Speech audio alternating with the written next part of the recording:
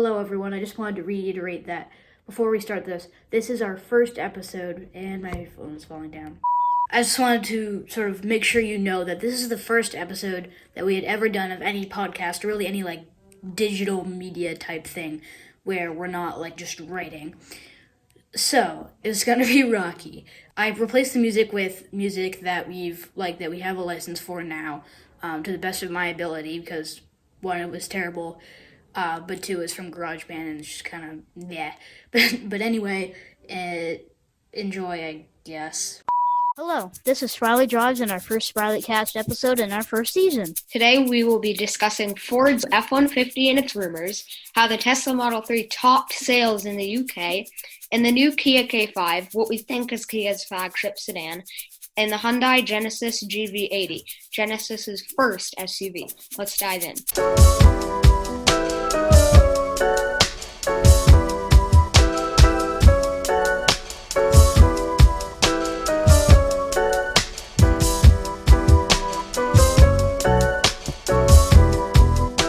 Let's start with the new-ish F-150 rumors. So we have this Car and Driver article, and I'll just list off a couple things. Well, one thing is that it could be electric and early as 2021, which is, that's early. I think it may be actually around the same time as Cybertruck, but anyway. It also says the switch, so they switched to an aluminum body for the last generation truck. And they just sort of did a little tweaking to the exterior, which actually I thought made a fairly big difference. I don't know if you agree.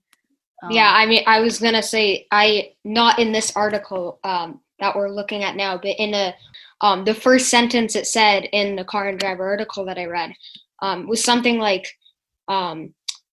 if it was like saying, basically what it was saying was, don't change something that's doing really well, which is kind of what the Ford F-150 is. Like, it's like the best-selling, I guess, mid-sized truck in the market right now. Yeah. I guess you could say refreshed, redesigned, whatever.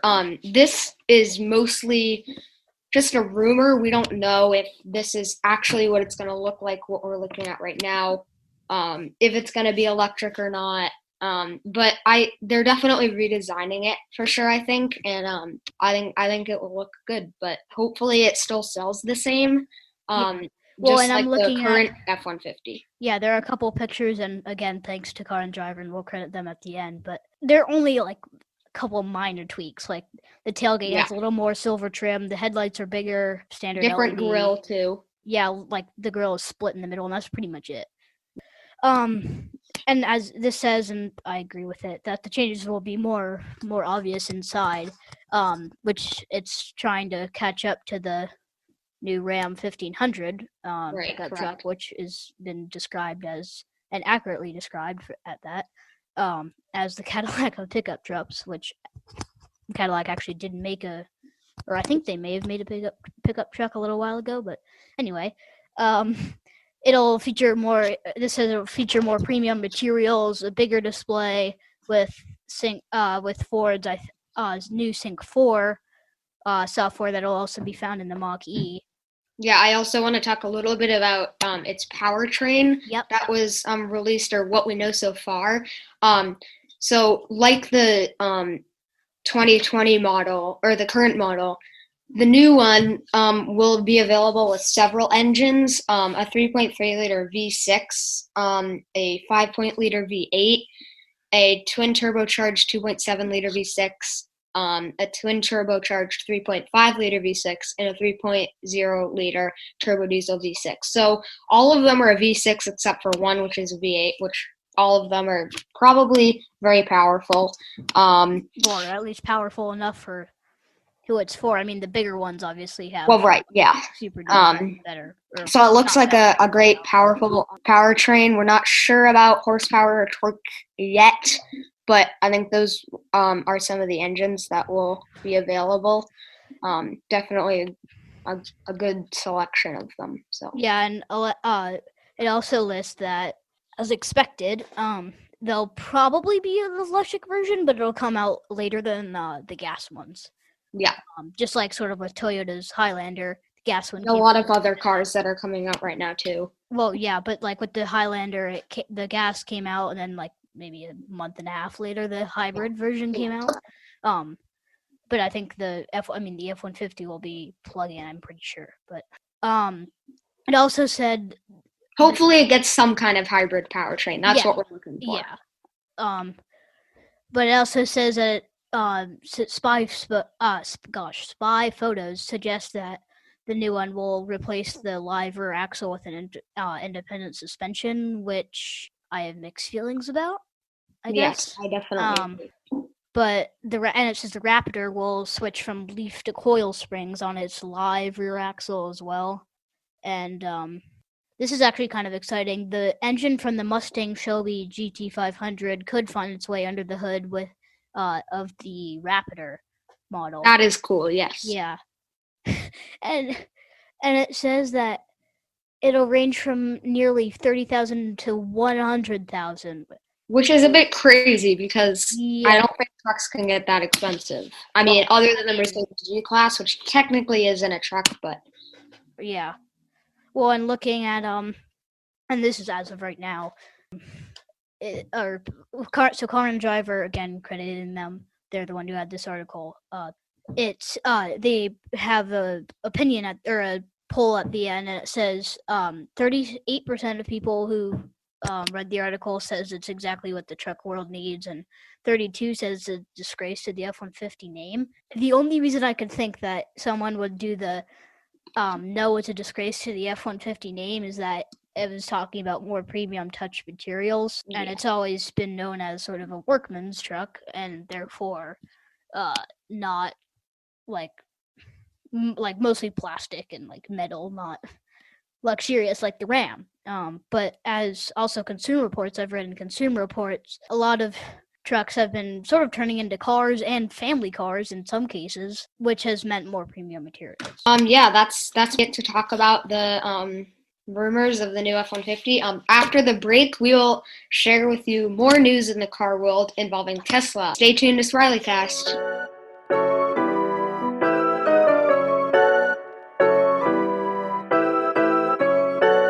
Tesla's bestseller, the Model 3, has reached top charts and is currently Britain's best-selling car.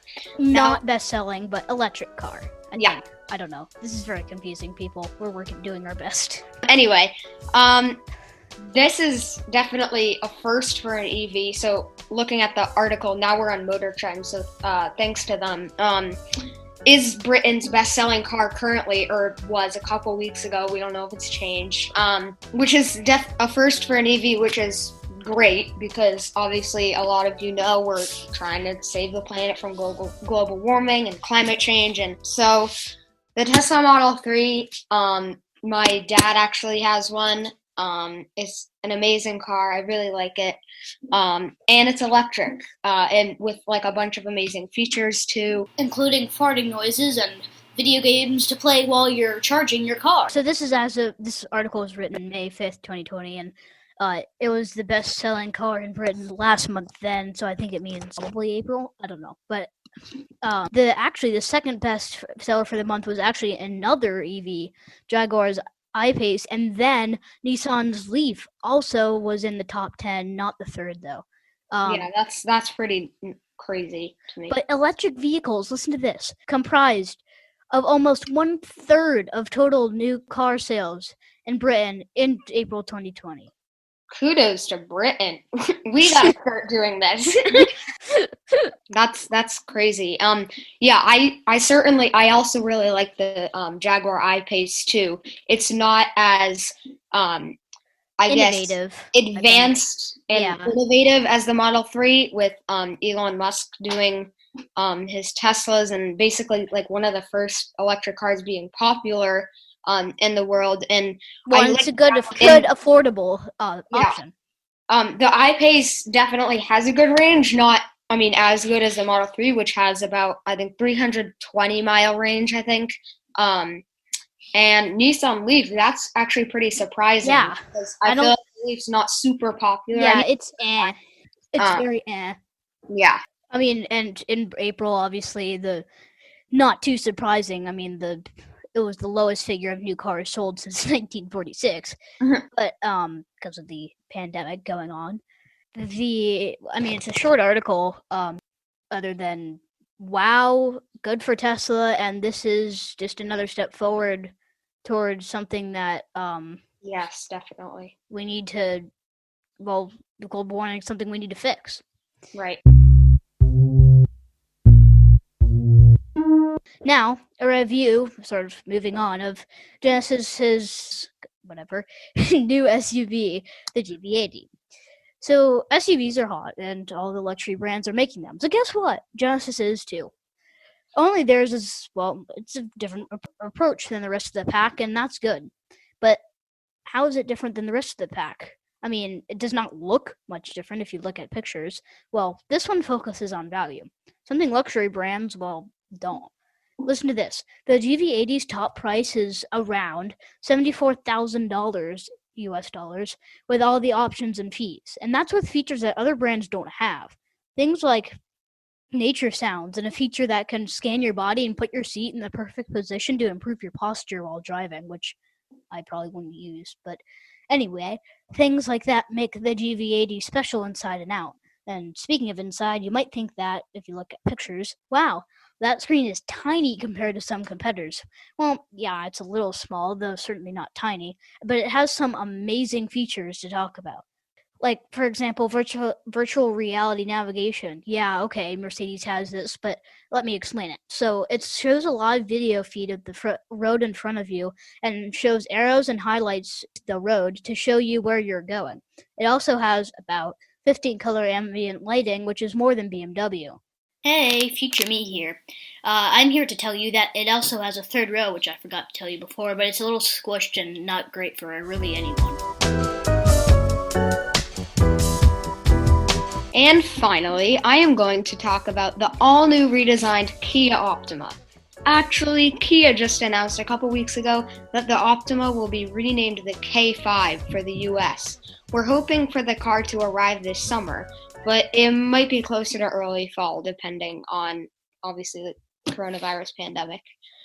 The previous model was definitely aging, and the new one looks almost like it should be skip a generation.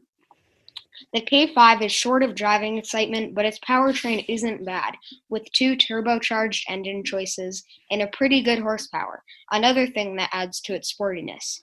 It can go from 0 to 60 miles per hour in 6.6 seconds, not too bad for a sedan.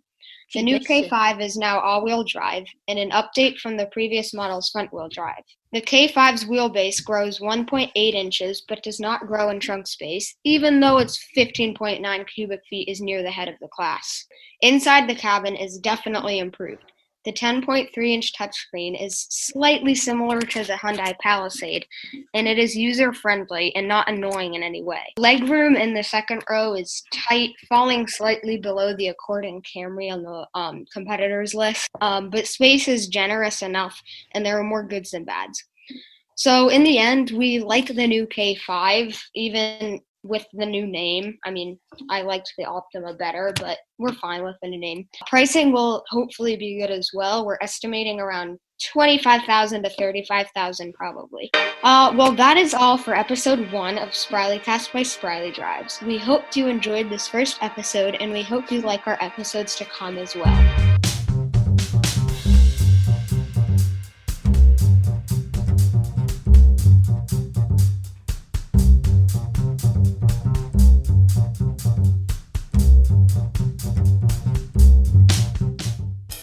Sources that were particularly helpful in the making of this podcast were Car and Driver and Motor Trend magazine. We'd like to make it clear that we are not sponsored by them. However, we do like both magazines and they're very helpful for research. We hope you enjoy Sprileycast. If you do, please subscribe and add a positive review.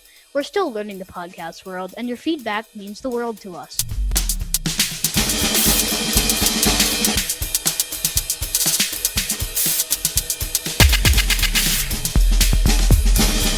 You just heard a production of Spriley Media Studios and Buzzsprout.